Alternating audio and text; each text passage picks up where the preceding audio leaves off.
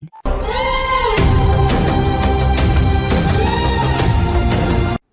दोस्तों, स्वागत है आपका एके कैंपस की यूट्यूब चैनल पर।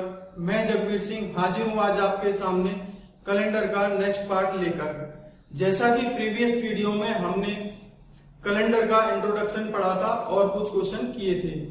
उसके बाद मैंने आपको 2 क्वेश्चन होमवर्क के लिए दिए थे। मैं आशा करता हूं कि आपने वो दोनों क्वेश्चन कर लिए होंगे और आंसर भी आ गया होगा, लेकिन फिर भी मैं उसका सॉल्यूशन बता देता हूं। तो मेरे पास में सबसे पहला क्वेश्चन क्या था कि 400 वर्षों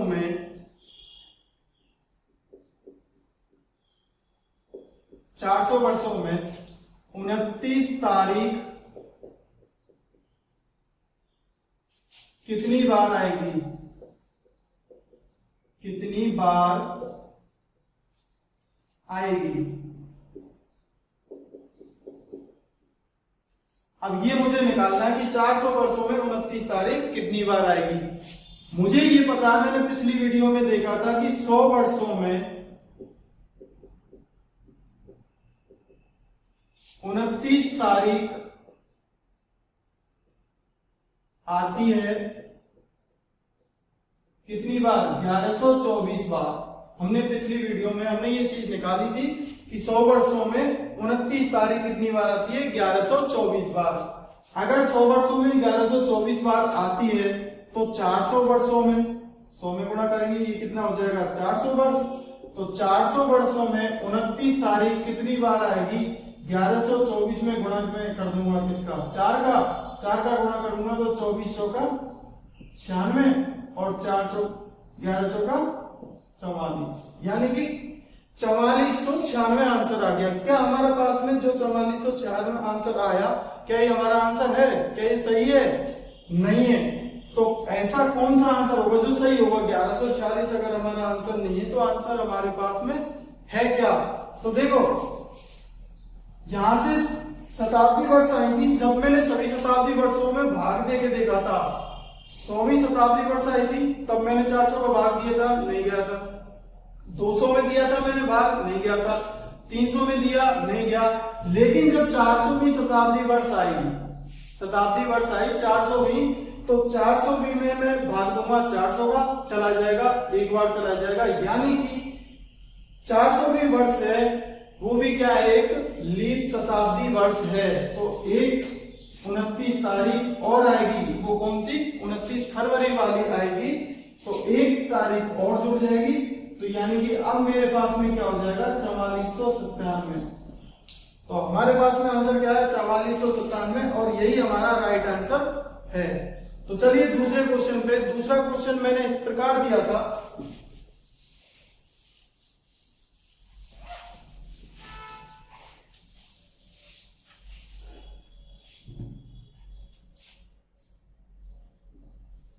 कि यदि पूजा का जन्म 17 जुलाई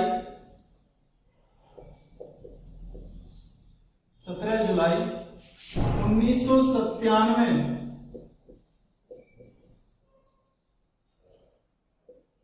को हुआ वो तो 28 दिसंबर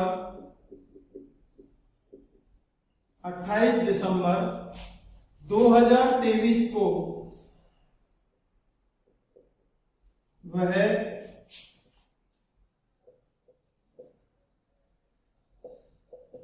कितने वर्ष की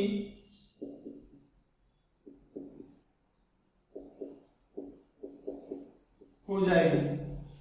यानी कि पूजा की जन्म तिथि आ गई मेरे पास में 17 जुलाई 1997, और जिस डेट को मुझे निकालना है कि 28 दिसंबर 2023 को वह कितने वर्ष की हो जाएगी। तो उसके लिए हमने जब ऐसे एज रिलेटेड क्वेश्चन किए थे तब हमने क्या सीखा था कि दिनों को अलग लिखेंगे, महीनों को महीनों के नीचे लिखेंगे और वर्षों को वर्षों के नीचे लिखेंगे। वर्ष को वर्षों के नीचे लिखेंगे। तो सबसे पहले कौन सी डेट लिखी जाएगी? जिस डेट को मुझसे पूछा गया है। तो पूछा कौन सी डेट को गया है?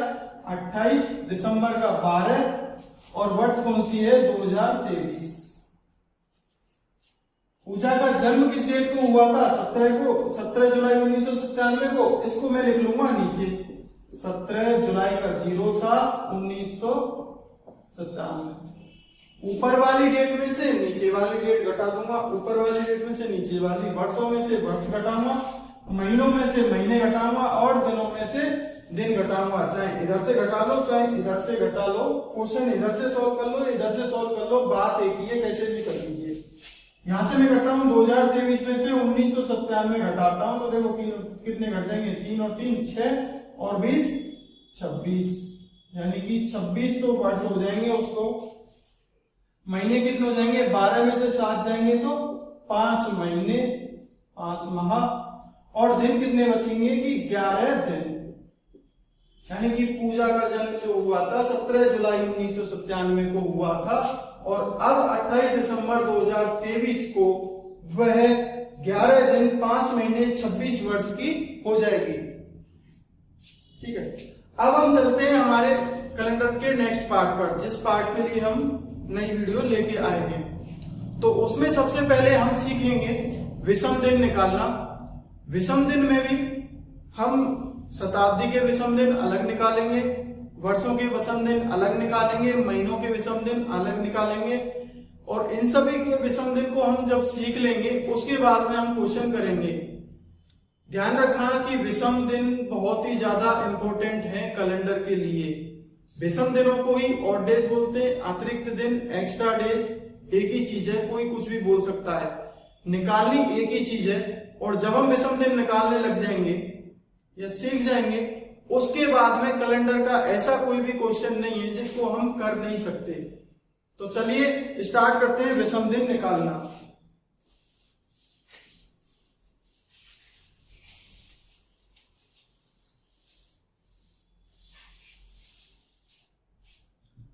सबसे पहले मैं विषम दिन की बात करूं, विषम दिन, तो देखो वर्षों में विषम दिन की जब मैं बात करूंगा तो वर्ष होती है दो तरह की, हमने पढ़ी है दो तरह की। एक होती है सामान्य वर्ष और एक होती है मेरे पास में लीप वर्ष। सामान्य वर्ष होती है उसमें 365 दिन होते हैं और लीप वर्ष होती है उसमें 366 दिन होते हैं। ये चीज सभी जानते ही हैं, ठीक है।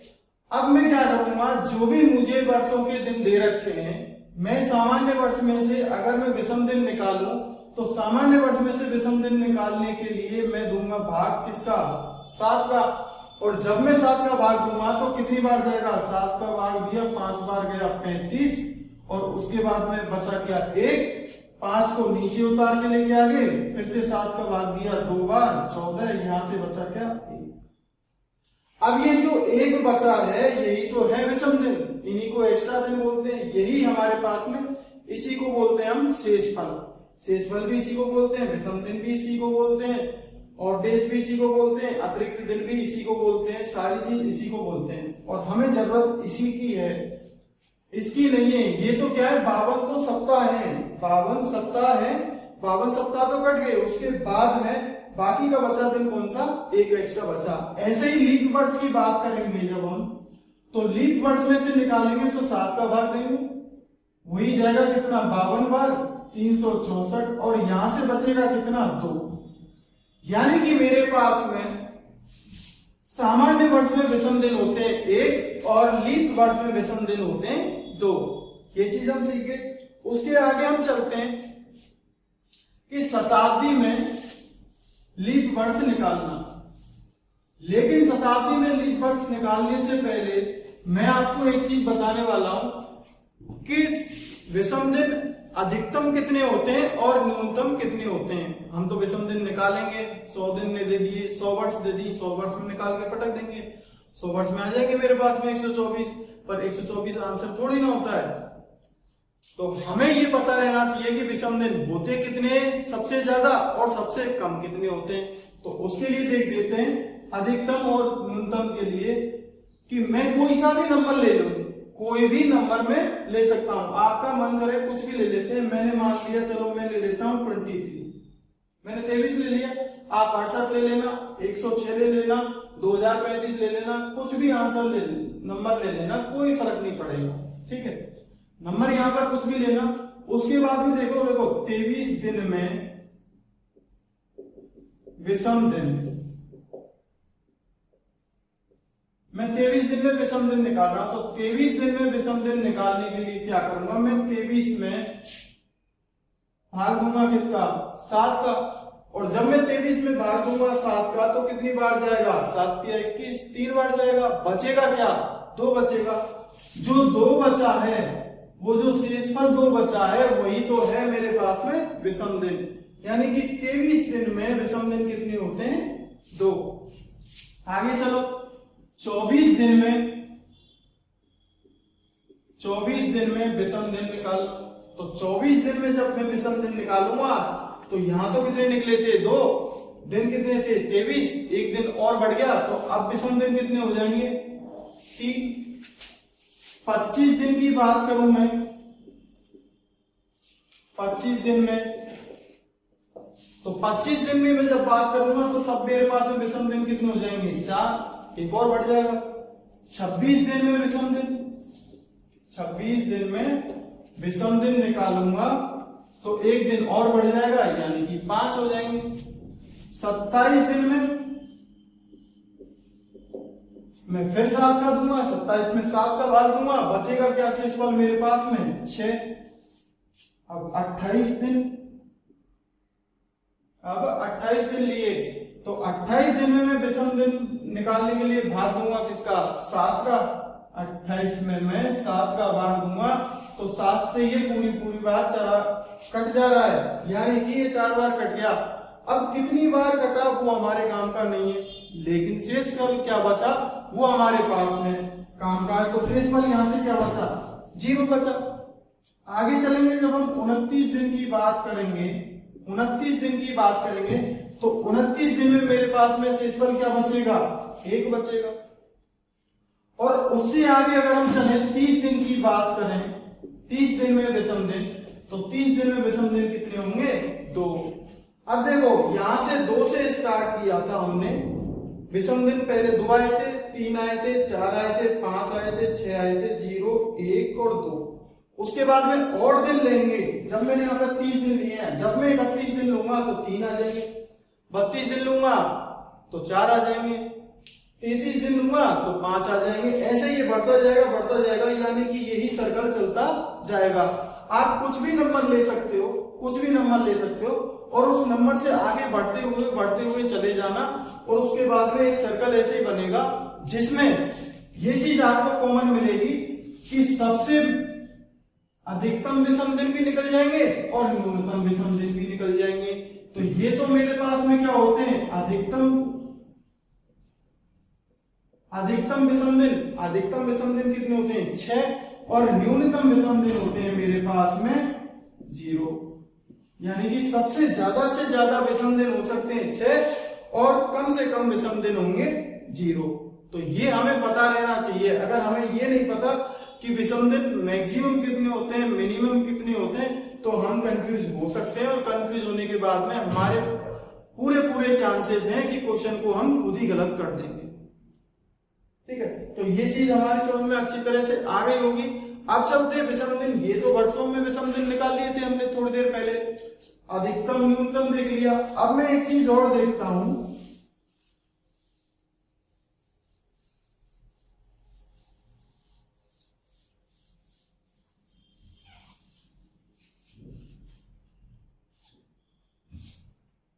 अब मैं एक चीज देखता हूं कि महीनों में विषम दिन,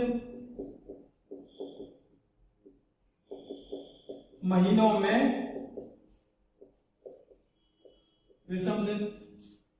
में भी हमें पता रहना चाहिए ना। क्यों पता रहना चाहिए, क्योंकि हमें महीने भी देगा, हमें दिन भी देगा, और हमें वर्ष भी देगा। तो हमारे पास में सारी आनी चाहिए, और वर्षों के साथ में शताब्दी भी देगा। अभी हमने वर्षों का पता लगाया है कि वर्षों में कितने कितने विषम दिन होते हैं। अब मैं यहां से क्या करूंगा, महीनों में भी विषम दिन मुझे आने चाहिए। तो देखो सबसे पहले मैं महीना लेता हूं कौन सा, जनवरी का। जब मैं जनवरी का महीना ले रहा हूं तो जनवरी के महीने में दिन कितने होते हैं, मेरे पास में 31 दिन होते हैं, जानते हैं जनवरी में 31 दिन होते हैं। तो जनवरी में 31 दिन होते हैं, जनवरी के मैं विषम दिन निकालूंगा।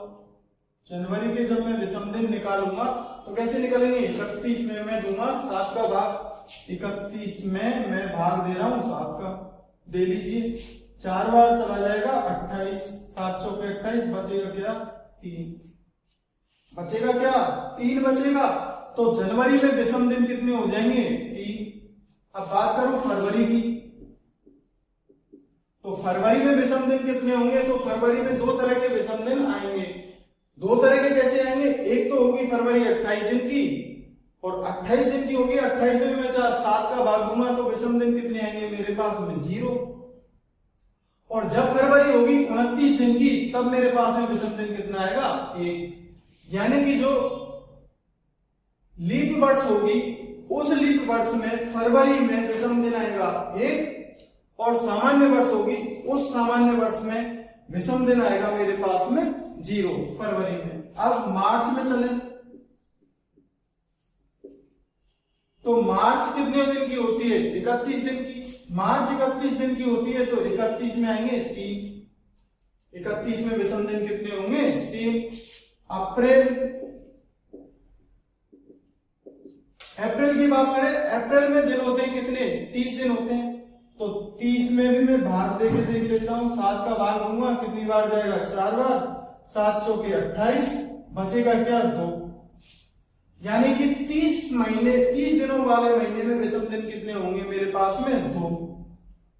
तो मेरे पास में दोनों चीज निकल के आ चुके हैं, जो महीना 30 दिन का होगा उसमें विषम दिन होंगे 2 और जो महीना 31 दिन का होगा उसमें विषम दिन आएंगे 3। तो ये चीज मैं हटा देता हूं। अब मैं सारे महीने के कोड लिख देता हूं आपको, मतलब विषम दिन। अप्रैल के बाद में मई महीना आएगा, मई में महीने में होते हैं 31 दिन यानी कि 3 विषम दिन। उसके बाद आएगा जून, जून में होते हैं 30 दिन, 30 दिन होते हैं इसका मतलब 2 विषम दिन। जून के बाद में जुलाई,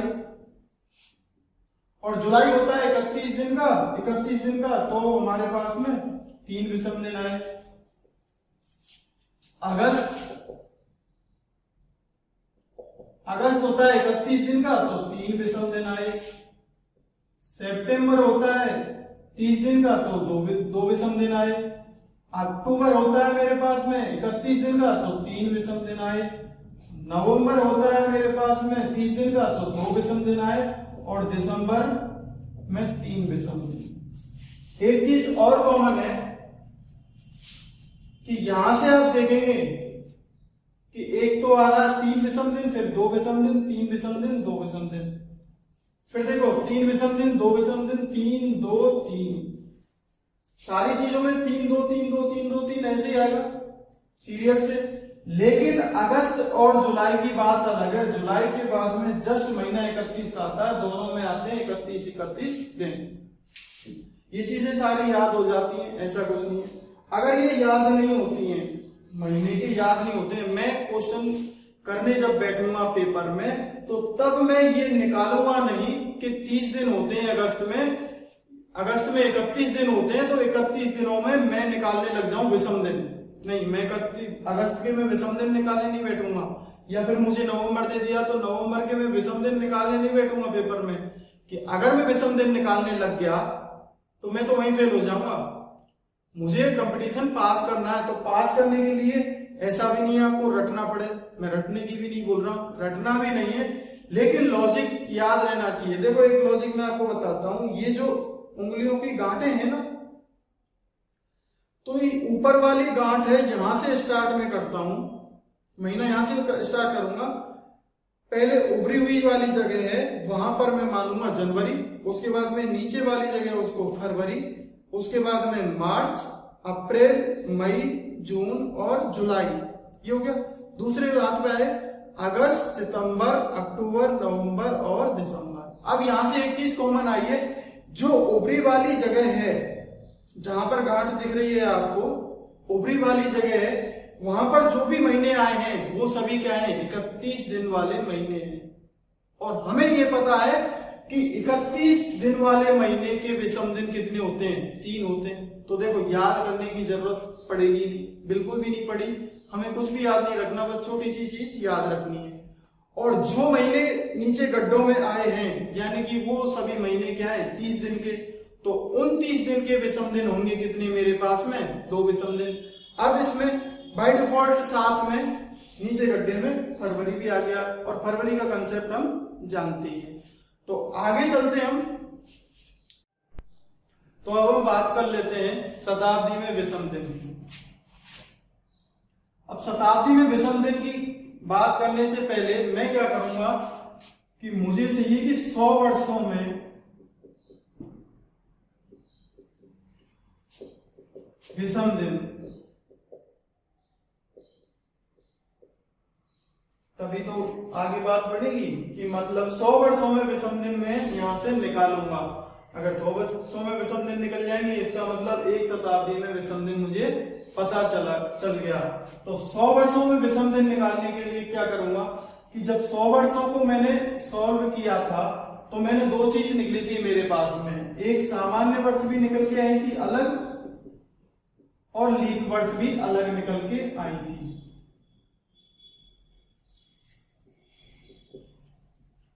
सामान्य वर्ष और लीप वर्ष दोनों अलग अलग निकल के आई थी, यानी कि 100 वर्षों में मेरे पास में लीप वर्ष आई थी 24 और 100 वर्षों में सामान्य वर्ष आई थी 76, दोनों निकल के आई थी। 100 वर्षों में 24 तो लीप वर्ष निकल के आई थी और सामान्य वर्ष निकल के आई थी 76। और हमने अभी जस्ट अभी फिलहाल पढ़ा है कि लीप वर्ष में विषम दिन कितने होते हैं, 2, और सामान्य वर्ष में विषम दिन होता है 1। तो गुणा कर देंगे सीधा सीधा, लीप वर्ष में 2 का कर दिया, सामान्य वर्ष में 1 का कर दिया, तो यहां से दिन निकल के आ गए 76 विषम दिन, प्लस यहां से निकल के आए 48, दोनों को जोड़ेंगे तो ये दिन निकल के आ जाएंगे 124। अब यहां से 124 विषम दिन निकल के आ गए 100 वर्षों में, लेकिन हम ये चीज जानते हैं कि 124 तो विषम दिन होते ही नहीं है, मेरे पास में मैक्सिमम विषम दिन 6 हो सकते हैं, उससे ज्यादा नहीं हो सकते। तो 124 निकल के आए, तो जब भी ऐसे बड़ी संख्या आएगी तो मैं भाग दे दूंगा सीधा 7 का भाग दे दिया 124 में, तो 7 का एक बार देंगे तो 7 बार, बचा कितना 5, उतार लिया 4 को, 7 का एक बार और दे दिया, 7 7 49, बचा कितना 5। अभी जो 5 विषम दिन आए हैं ये मेरे करेक्ट आंसर है कि हाँ ये 5 हो सकते हैं विषम दिन, यानी कि 100 वर्षों में विषम दिन की जब मैं बात करूंगा तो 100 वर्षों में विषम दिन कितने होंगे, 5, क्योंकि 6 से ज्यादा तो हो नहीं सकते। एक चीज ध्यान रखना कि जब भी हम विषम दिन निकालें और कभी भी कितनी भी बड़ी संख्या आ जाए, यानी कि 7 से बड़ी संख्या आ जाए या फिर 7 ही आ जाए, अगर 7 भी आई तो उसमें 7 का भाग दे देंगे, 7 से बड़ी संख्या आएगी तब भी 7 का भाग दे देंगे, 7 आएगा तब भी 7 का भाग दे देंगे, और 7 से छोटी रह जाएंगी तो हम भाग दे ही नहीं पाएंगे, क्योंकि 7 से छोटी अगर संख्या होगी तो हम भाग देंगे तो भाग जाएगा ही नहीं। ठीक है, तो 100 वर्षों में विषम दिन की बात करूं तो मैं 5 विषम दिन 100 वर्षों में आ चुके हैं। अब ये चीज ध्यान रखना,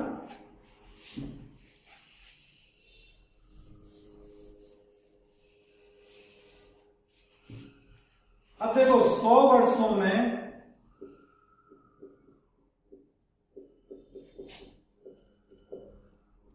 विषम दिन मेरे पास में निकल के आ गए कितने, 5। 100 वर्षों में विषम दिन कितने निकल के आए, 5। तो मैं 200 वर्षों की बात करूंगा कि 200 वर्षों में विषम दिन कितने होंगे, तो 100 वर्षों में कितने हो रहे हैं, 5, तो 200 वर्षों में कितने होंगे, 5 और होंगे, यानी कि 5 और 5 कितने हो गए, 10।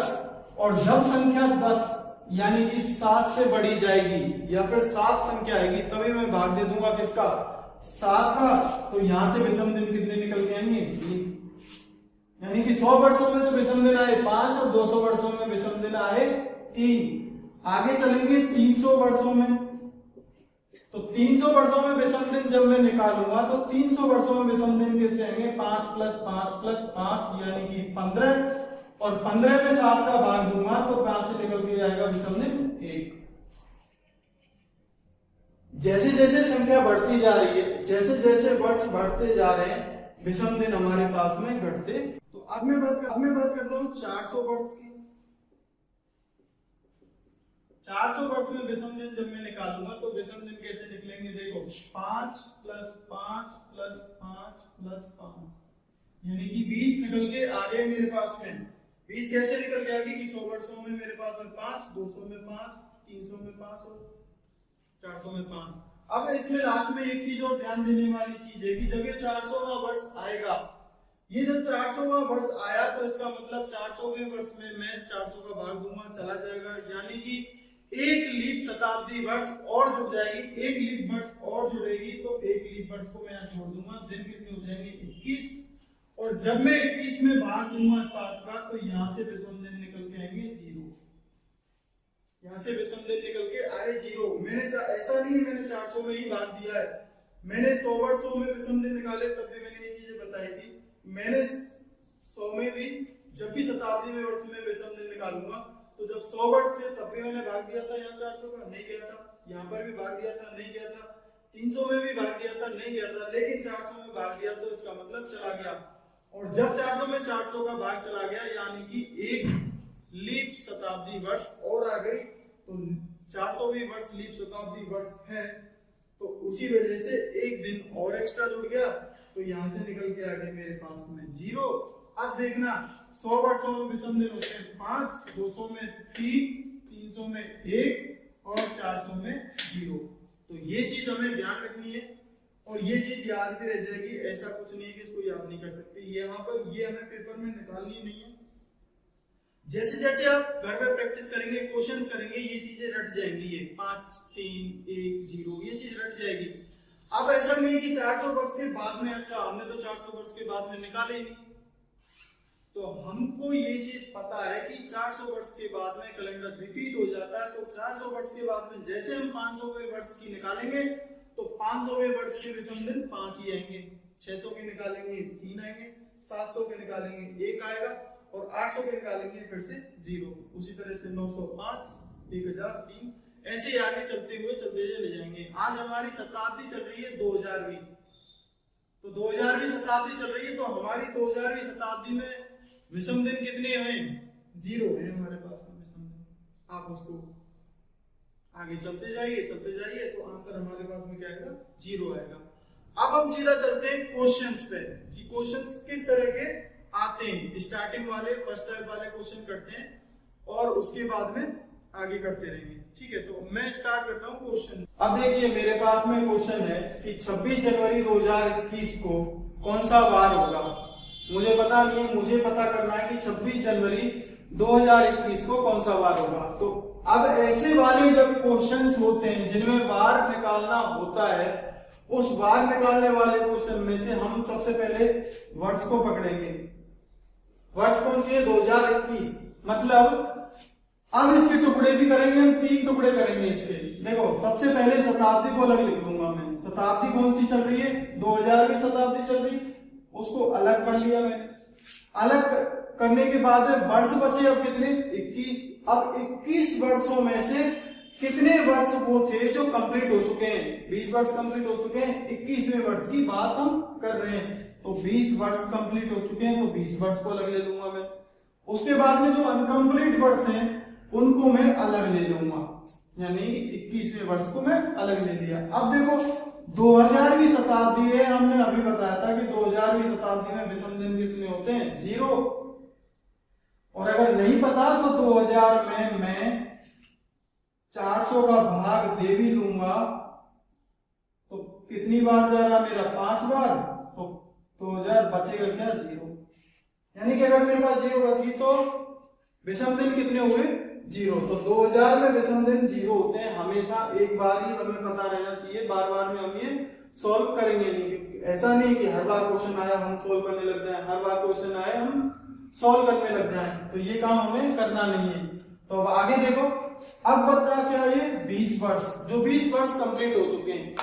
अब हमें ये तो पता है कि शताब्दी में मैं भाग देता हूँ 400 का और वर्षों में भाग देता हूँ किसका 4 का, जिससे मुझे पता चल सके कि लीप वर्ष कितने हैं और सामान्य वर्ष कितने हैं।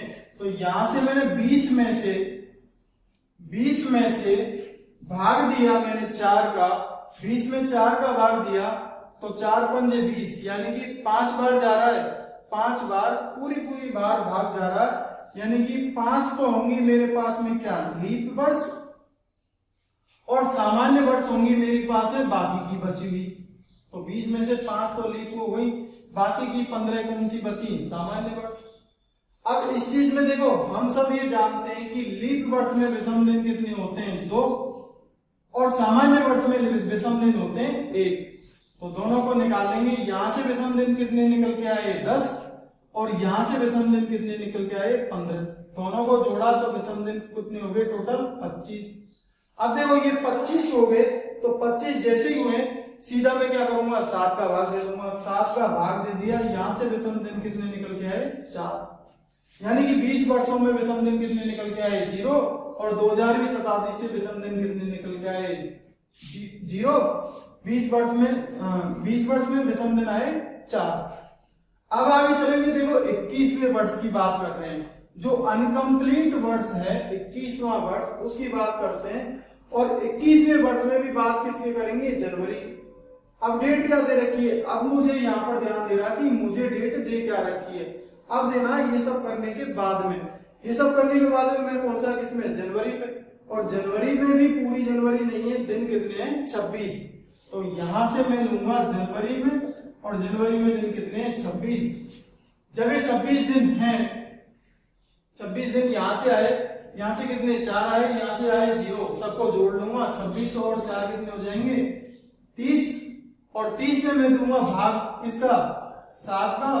जब मैं 30 में 7 का भाग दूंगा तो शेष फल मेरे पास में क्या आ जाएगा, शेष फल आ जाएगा मेरे पास में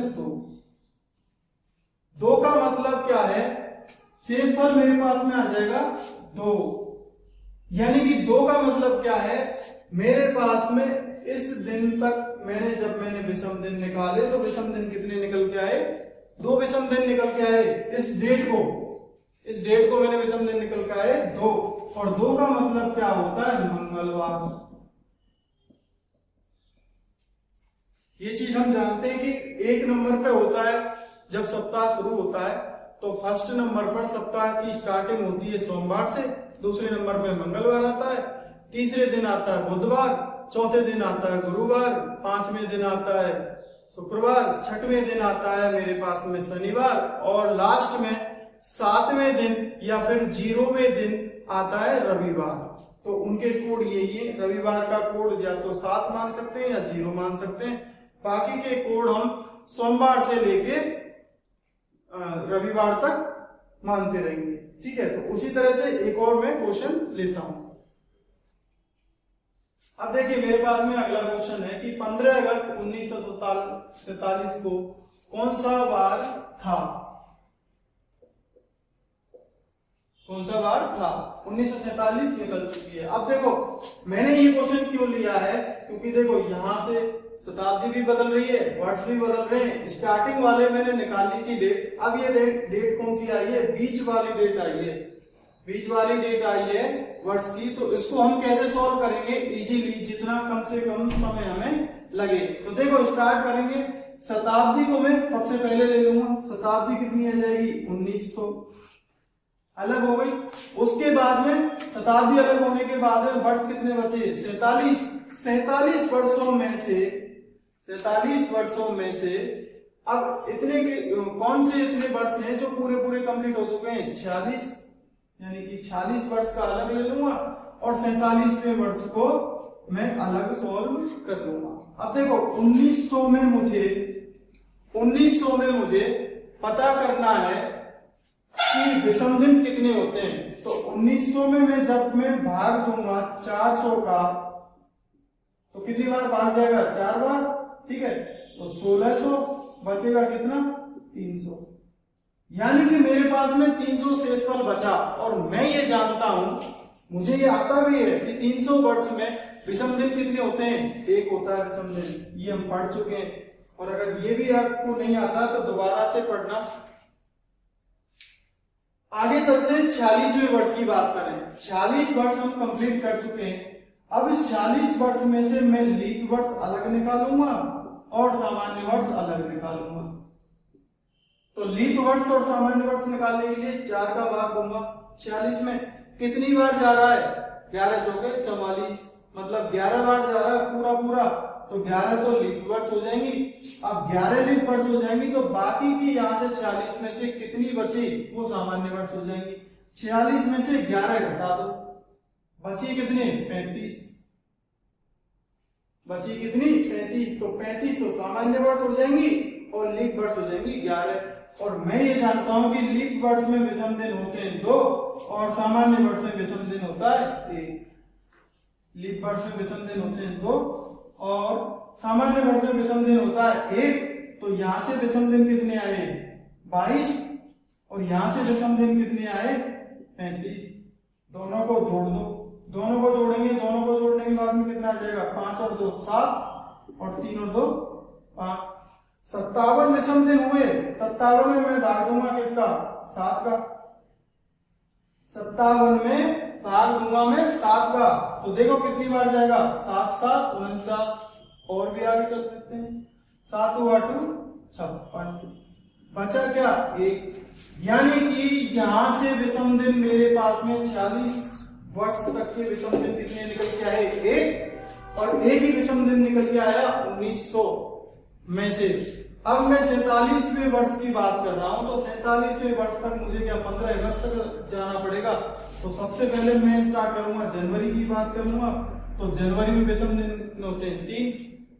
फरवरी की जब मैं बात करूं तो मुझे चेक करना पड़ेगा ये 47वां वर्ष है, क्या ये लीप वर्ष है, क्या ये सामान्य वर्ष है, ये मुझे चेक करना पड़ेगा। तो मैं 47वें वर्ष में अगर मैं 4 का भाग देता हूं तो पूरा भाग नहीं जा रहा है, यानी कि ये सामान्य वर्ष है।